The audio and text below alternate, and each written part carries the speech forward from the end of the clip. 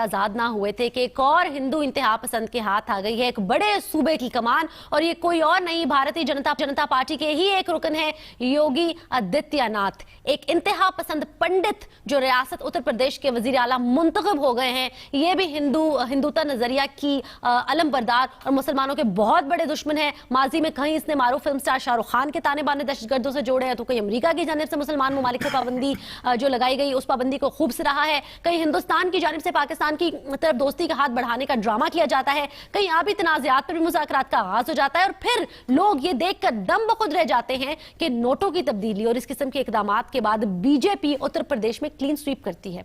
403 में से 312 सीटें लेकर हिंदू इंतहा परस्ती के नजरिए की जीत हुई है। योगी है कौन, तो आपको बताते चले कि अपने मुतनाज़े बयानात के लिए मशहूर ये शख्स 5 बार रुकने पार्लिमान रह चुका है, और इसके इस्लाम दुश्मन और मुतनाज़े बयानात की एक तवील फहरिस्त मौजूद है जो आप साथ स्क्रीन के ऊपर रन होती हुई देखते रहेंगे। लेकिन आसान अल्फाज में आपको समझाने के लिए मैं इस वक्त ये बता देती हूं कि ये बिल्कुल उसी तरीके से है जैसे कलअदम लश्कर जंगवी का हलाक शुदा जो मलिक इसहाक है, वो पंजाब का, पाकिस्तानी सूबे पंजाब का सीएम नॉमिनेट हो जाए तो आप कैसा महसूस करेंगे। ये बिल्कुल ऐसे ही है। ये भारत इंतहा पसंदी में कितना आगे और जाएगा, और इस किस्म की ये जो नामजदगियां हो रही हैं, इसके बाद पाकिस्तान को मोदी के भारत के साथ कैसे ताल्लुकात रवा रखने चाहिए, अपने दोनों पैनलिस्ट से पूछूंगी। जनरल साहब, पहले आपकी जानिब आते हैं। जनरल साहब, why was even picked by Modi on the first instant? मतलब RSS जो है उसका भी खबरें आ रही हैं कि had no role basically इसकी सिलेक्शन वगैरह के अंदर, लेकिन एक ऐसे शख्स को नामजद करना, चूज देना, टिकट कर देना, ये सोचना उसके बारे में कि ये जीत जाएगा और वो जीत गया, तो पता लगता है कि भारत अपनी इंतहा पसंदी की सारी हदें क्रॉस कर चुका है। आज उनकी जानिब से स्टेटमेंट आ गई है सर, भारत की जानिब से, कि अगर कोई थ्रेट किया जाता है तो उस सूरत में न्यूक्लियर वेपन्स का भी आप देख लीजिए, इंडिया जो है वो पहल करेगा। इंडिया वो पहले ही हमें अंदाजा था, ये लुबादा था एक ऐसे दुनिया को धोखा देना जो उनका काम है, तो ये चीज तो मौजूद थी। अब इन हालात में जब आपको इतना नुकसान पहुंचाया जा रहा हो बाहर से, और फिर खतरात ये मंडला रहे हों कि जी पानी भी आपका खा जाएंगे, तो आप दोस्ती की बातें करते हैं। आपका मैक्सिमम जो हो सकता है वो इन हालात में ये था कि आप एक कॉन्फ्लिक्ट को अवॉइड करें, आप अवॉइड करें कि एक आम कॉन्फ्लिक्ट ना हो, लेकिन बाकी आपके अपने राइट्स हैं जिसके लिए आपने डिप्लोमेटिकली आपने जंग लड़नी है। तो डिप्लोमेटिक जंग के ऊपर तो एटलीस्ट हम अग्री करते हैं ना।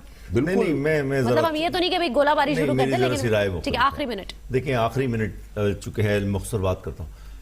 पाकिस्तान, कश्मीर, सियाचिन, सरक्रिक, 70 साल से तारीख की गर्द जो है इन पर जमती जा रही है, और ये मसले हिंदुस्तान की बढ़ती हुई इक़्तिसादी कुव्वत, अस्करी कुव्वत के दबाव के नीचे दबते चले जा रहे हैं। अगर हमने इन मसाइल को हल करने की बजाय, चाहे वो जंग से हो, मुदाखलत से हो, मुज़ाकरात से हो, सिफारतकारी और सिफारतकारी को तरजीह है, हम सब मुत्तफिक हैं। लिहाजा मैं ये कहता हूं, आप इस वक्त हिंदुस्तान के साथ दोस्ती की बात जब करते हैं तो आपस में पाकिस्तान के मफादात को दफन करने की अपनी कमजोरी दिखा रहे होते हैं। बिल्कुल ठीक है, मेरे दोनों पैनलिस्ट इस बात। देखिए, बात यह है कि मोदी ने जब खुद इलेक्शन लड़ा तो उस वक्त भी उसने हिंदुत्व प्रमोट की और एंटी पाकिस्तान स्लोगन सामने रखा, और उसने तकरीबन 100% आप कह लीजिए कि हिंदू वोट पे रिलाई किया, ये उसकी स्ट्रैटेजी रही है। ठीक, इसी तरह अब अगर हम देखें यूपी में भी, तो वहां भी यही था कि इसने किसी मुसलमान को टिकट नहीं दी, इन्होंने हिंदुत्व को प्रमोट किया और हिंदू वोट के ऊपर रिलाई किया। अब हिंदुत्व का अगर आप कहें तो योगी आदित्यनाथ तो है, ये तो योगी था, आइडियल था, चुनाचे इसने वही फिलॉसफी जो प्रमोट की मोदी ने, उसी को पिछले कई सालों से चल रहा था और उसी के नाम पे उसने वोट लिया। नतीजा ये कि हिंदू वोट इनको इतना ज्यादा आया है कि यानी आदमी हैरान रह जाता है। ऐसी थंपिंग मेजॉरिटी जो इनको अपनी असेंबली में मिली है वो पहले नहीं मिली किसी को। इन्होंने 310 सीटें ली है, मेरा ख्याल है 403 क्या उसमें 312, 403 में से 403 में से 312 ली, तो ये तो एक अब लैंडस्लाइड विक्ट्री होगी। एब्सोल्युटली। अब मुसलमान वहां पे वो मैंने कहीं पढ़ा कि 18%, लेकिन बाद लोग कहते हैं कि नहीं 12% के करीब है वहां पे मुसलमान। अगर 12% है तो वो जाहिर है कि इसने 100% हिंदू वोट पे रिलाई किया है, اور ان کی جو نیچرلی جو یہ سلوگنز لگاتے رہے اور جو کہتے رہے ہیں الٹیمیٹلی انہی کی خواہشات پوری کرنے کے لیے جب یہ آگے بڑھیں گے تو مسلمان زیر عتاب آئیں گے، وہاں پہ مسلمانوں کے اوپر وقت وہاں تنگ ہوگا، کیونکہ یہ تو اب مودی کے آنے سے بڑے دن دنا رہے تھے، تو اب تو یوگی بیٹھ گیا اوپر، یوگی بیٹھ گیا۔ سر یہ اپنے اس امیج کے ساتھ بھارت عالمی سطح کے اوپر کس مقام کا خواہاں ہے؟ دیکھیں یہ ہم لوگوں کا مسئلہ ہے، اس لیے کہ ہمارے ہاں ایک ایسے شخص کی حکومت ہے جو بھارت سے ہر قیمت پر تعلقات قائم کرنا چاہتا ہے، اس کا نام میاں نواز شریف ہے، لیکن وہاں جو صورتحال ہے وہ ہے جس کا جنرل صاحب اور آپ دونوں نے ذکر کیا۔ حال یہ ہے کہ بھارتیہ جنتا پارٹی نے کسی مسلمان کو، جیسے کہ جنرل صاحب نے ذکر کیا، ٹکٹ ہی نہیں دیا، اور جو 26 مسلمان وہاں پہ منتخب ہوئے ہیں وہ بھارتیہ جنتا پارٹی نہیں، وہ کانگریس اور دوسری سیٹوں پر آئے ہیں۔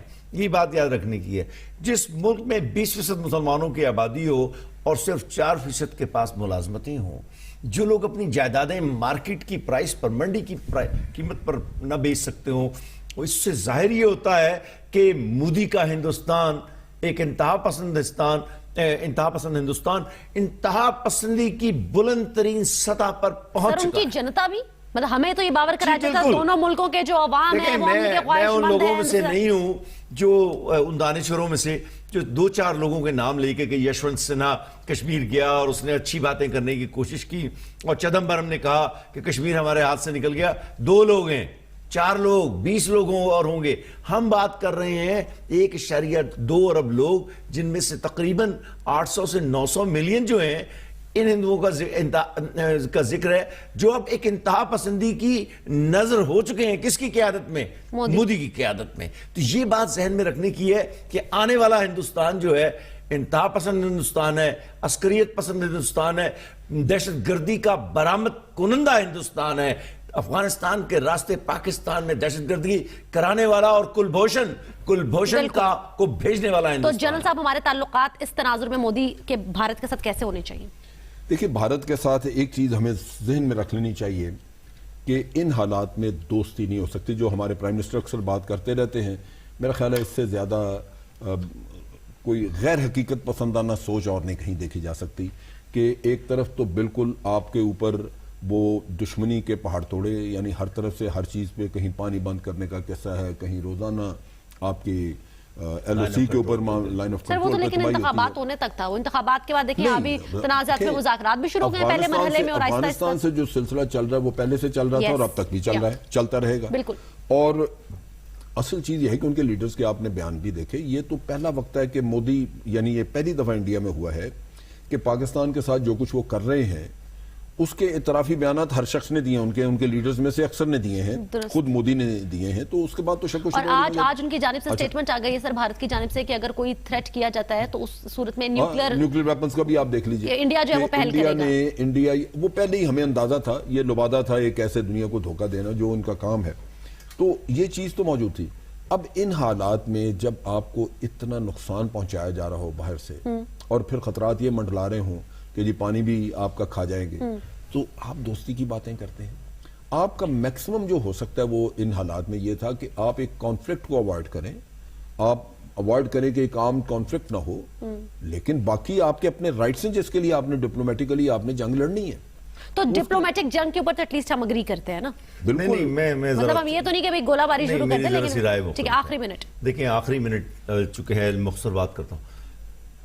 کشمیر، سیاچین، سرکریک، 70 سال سے تاریخ کی گرد جو ہے ان پر جمتی جا رہی ہے، اور یہ مسئلے ہندوستان کی بڑھتی ہوئی اقتصادی قوت، عسکری قوت کے دباؤ کے نیچے دبتے چلے جا رہے ہیں۔ اگر ہم نے ان مسائل کو حل کرنے کی بجائے، چاہے وہ جنگ سے ہوں، مداخلت سے ہوں، مذاکرات سے ہوں، سفارتکاری اور سفارتکاری کو ترجیح ہے، ہم سب متفق ہیں۔ لہذا میں یہ کہتا ہوں، آپ اس وقت ہندوستان کے ساتھ دوستی کی بات جب کرتے ہیں تو آپ اصل میں پاکستان کے مفادات کو دفن کرنے کی اپنی کمزوری دکھا رہے ہوتے ہیں۔ بالکل ٹھیک ہے، میرے دونوں پینلسٹ بات آج ان کی جانب سے سٹیٹمنٹ آ گئی ہے سر بھارت کی جانب سے کہ اگر کوئی تھریٹ کیا جاتا ہے تو اس صورت میں نیوکلیر ویپنز کا بھی آپ دیکھ لیجئے، انڈیا جو ہے وہ پہل کرے گا۔ انڈیا وہ پہلے ہی ہمیں اندازہ تھا، یہ لبادہ تھا ایک ایسے دنیا کو دھوکہ دینا جو ان کا کام ہے، تو یہ چیز تو موجود تھی۔